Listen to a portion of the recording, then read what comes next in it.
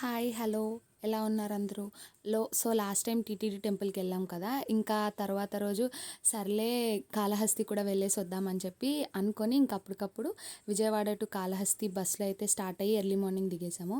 దిగంగానే fresh అయిపోయి వినాయకుడిని దర్శనం చేసుకొని యాక్చువల్లీ 7:30కి రాహుకేతు పూజ ఉంటే అది కంప్లీట్ చేసుకొని కాళహస్తి దర్శనం చేసుకుందామని వెళ్తే అక్కడ బయట స్వామివారికి అభిషేకం చేస్తున్నారు.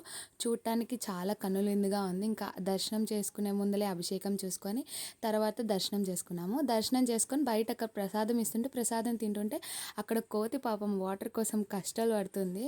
అది తనే వాటర్ ట్యాప్ ఓపెన్ చేసుకొని తాగిద్దంట.